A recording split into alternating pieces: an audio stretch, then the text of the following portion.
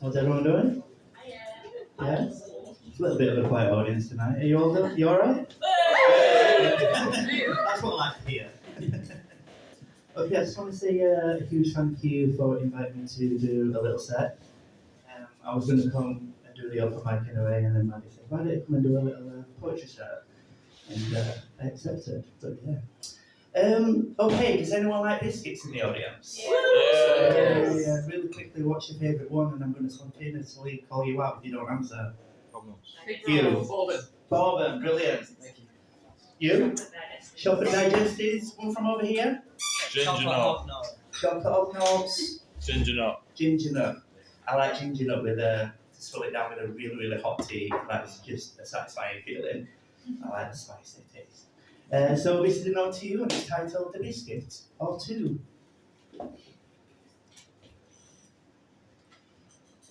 I have just returned from a run. It's time to kick back my feet with a groove. Surely I won't be harming my figure if I have a biscuit or two. I cannot help but snack when the biscuit barrel is plain in sight. I always binge eat pretty much through the day, and then I go to bed feeling guilty at night. There is nothing wrong with a cheeky treat, a little biscuit on a Saturday whim. I tell myself not to feel guilty, because tomorrow I'll be back at the gym.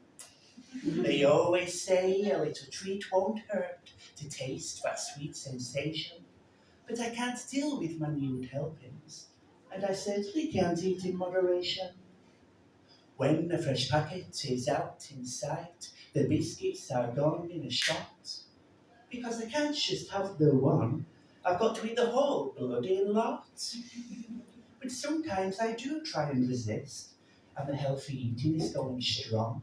But then the biscuits will be out at work, and I'm there tucking in. Well, the diet didn't last very long. As long as I am keeping up with my fitness, and I don't treat it as a taboo, there is nothing wrong with kicking back your feet and having a biscuit or two. Thank you very much.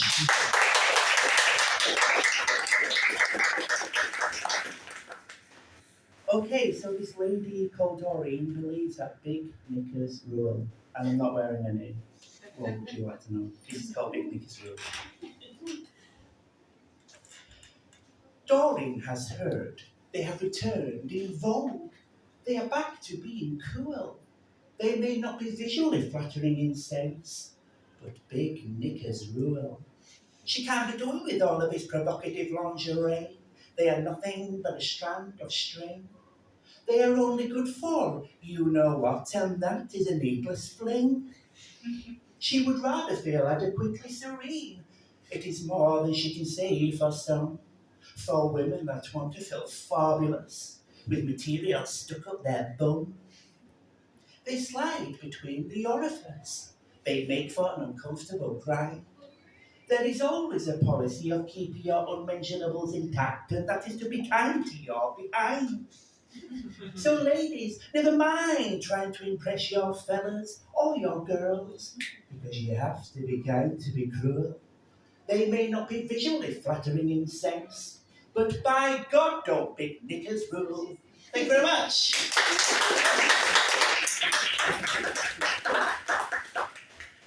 Okay, back in 2022, if I can recall, my beautiful partner took me to Falaraki in Greece, and we went to this. Oh yeah! Wait till you hear what I'm going to say next. Oh, whistle by the way. What are you? So you just had your hand up. Yeah, he took me to this beach called Mansamad Nude Beach. It's the nude beach, and he opened me up to this wonderful world of naturism, and it's highly liberating. You know what the question I'm going to ask next? Any naturists here? Maddie? I like how you just sat there in anticipation. Well, my answer to that's kind of awkward. Is it awkward? Okay. But like the village I'm from, it has like a naturist. Naturist boudoir. It's kind of I don't know if it's a camping site, but it's like year long and it's like Okay. right on the fringes of the the village. Okay. But they do live there. You people. What was that?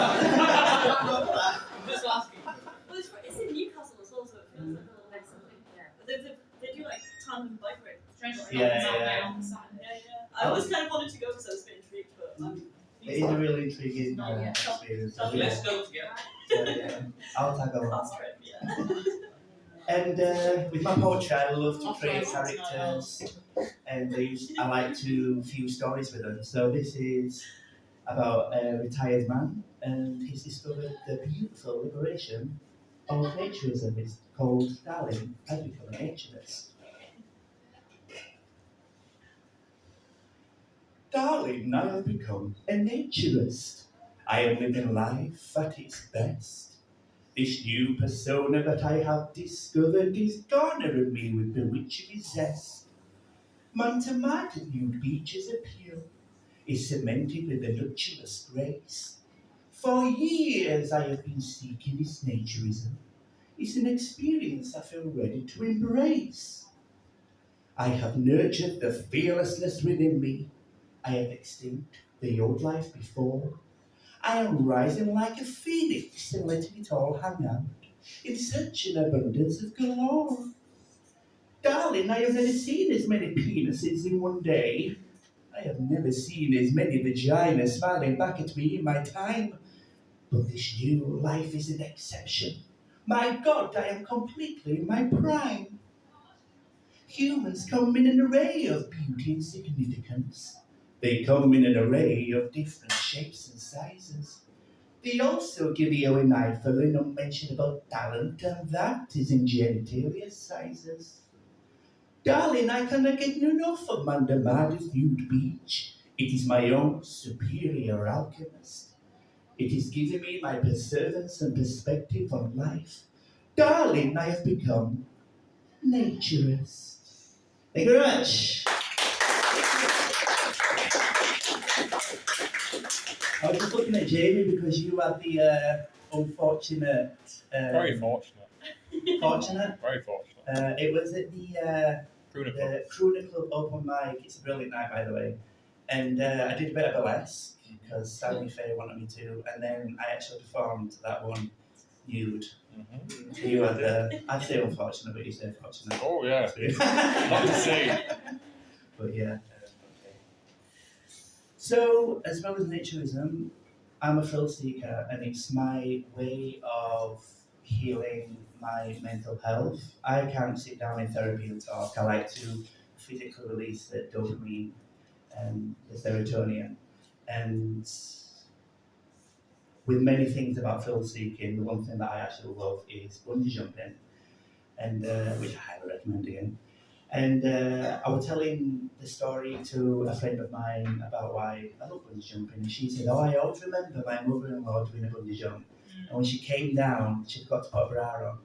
And so I knew I had to write about this because I love nonsensical poetry, as you witnessing, and it's titled "The Accidental Exhibitionist."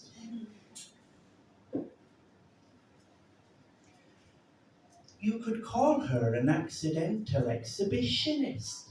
She has no fear for the wondering eye, buckled up and standing there patiently, upon a crane 200 feet in the sky. Her son watched in horror from below, as she made her way to the brim. The countdown commenced for her dive, prepared to take the jump of her whim. 5, 4, 3, 2, 1. There she goes, a jolly old wife. As she plunges from afar, she forgot to put on her bra and gave her poor son the fright of his life. Back down onto earth had she landed, propelled without a single regret. The crowd on the ground stood aghast. Well, it's a native that she will never, ever forget. Thank you very much.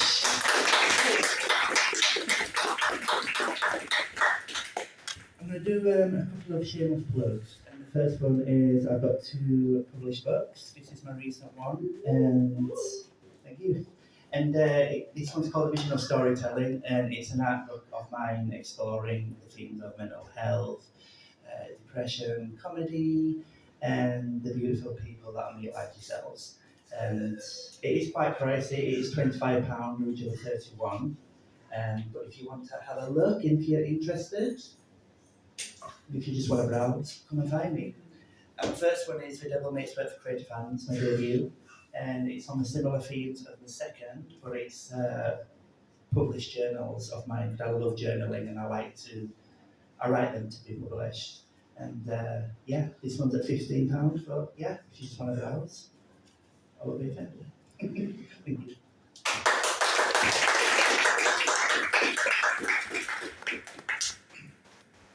So this next one is about a man who wants to grow a man bun, but his wife disapproves, and it is a true story. It's when the man buns. I don't know if as much in trend now. I don't know, but this is like you're talking about 2016. You what? Sorry? They exist. They exist.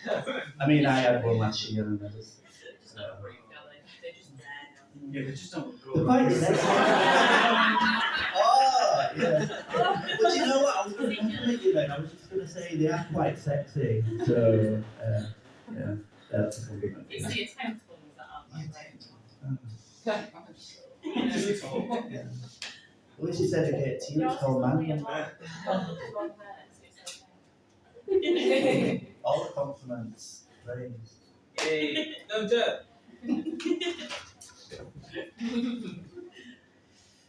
I want to grow a man bun. I want to get with the groove. But the only predicament I have is that my wife, she doesn't approve. Yes, I'm a middle-aged fella, and I've developed this sudden phase. I want to fit in with the modern society and get with the craze. My wife reckons it would look horrendous, but how the hell does she know? If she won't let me experiment with my style and let the damn thing grow. My roots are in inadequate good condition. I've got a brilliant head of hair. I don't want to sit at home with a shaven scalp. It's a trend that I cannot bear. I'm prepared for my new appearance. I'm stored up with my lacquer and gel. But my wife is still against the idea. It's gonna make her life hell. Oh yes, darling, I want to grow a man bun. I want to get with the groove. But that will never be the conclusion. Because my wife, she doesn't approve. Thank you very much.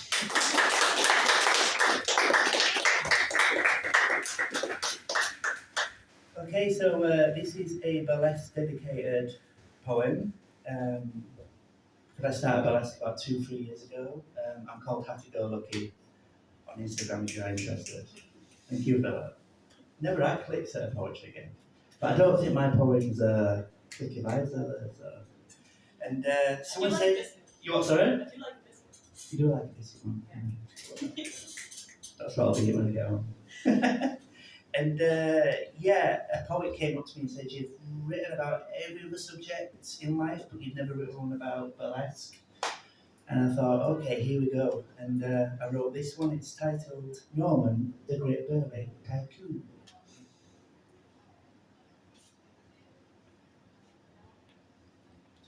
Let's see if I can remember the start of it. Think about it. Can't even by yourself. I love a hobnob, don't You have a hobnob. I'm thinking about hobnobs and biscuits. That's why I can't. Yeah, yeah, I know. Oreos are good. Oreos are good. Katie was there. She Yeah, was yeah. mentioned biscuit. She mentioned Johnny Dodger? No? There's no bad biscuit. Oh, I don't know. Which do you have the wrong tea? You look a bad cup of tea. You make a bad cup of tea and then put the rich tea in it. Fucking horrendous. Yeah, done. Oh, here we go. Oh, Oh, here we It go. was the rich tea. I had like a montage of biscuits, tits, tassels, everything in my head, and I'm like, okay. Norman is finding his senior life a right pain in the arse. Reaching his 80s is a hideous curse. He is not the one to slow down and live life so content, because he couldn't think of anything worse. He has discovered an alternative vocation in life. He has decided to give burlesque a bash. He's qualified to become the next Cardinal